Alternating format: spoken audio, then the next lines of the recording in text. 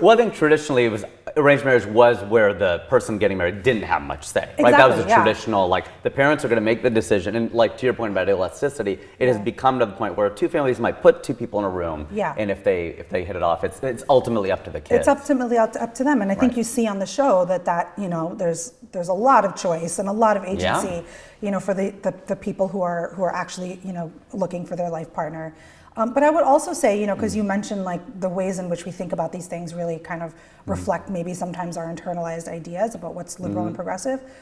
What do we think we're doing in the West? Do we think are we being totally progressive and open-minded when we go on Bumble or Tinder or Hinge, or are we also self-selecting according to some pre-ascribed criteria? Like if I go on a dating app, I'm gonna, you know, check the boxes of I want this height, I want this background, this education, this location. Sure. So we might trick ourselves into thinking that we're more so liberated, but we still are. Exactly. You know, it's like when you had assigned seats in high school, and you're like, oh, I hate assigned seats. You go to college, you can sit anywhere, but by day 2, everybody sits in the same seat. Exactly. It's weird. You it's still, human nature, I can do whatever, and you still just do this one thing. Exactly, it's human nature, and I think in a twisted way, what Seemanti's saying, what she gets the most criticism for, which is interpreted as like you should just settle, you know, for 60 or 70% of what you're looking for.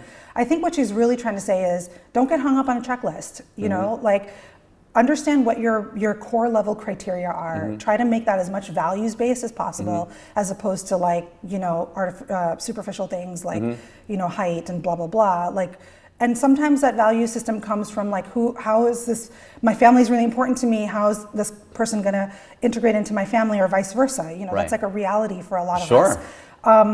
And then like have an open mind, you know? And that's a pretty progressive way to approach dating and relationships.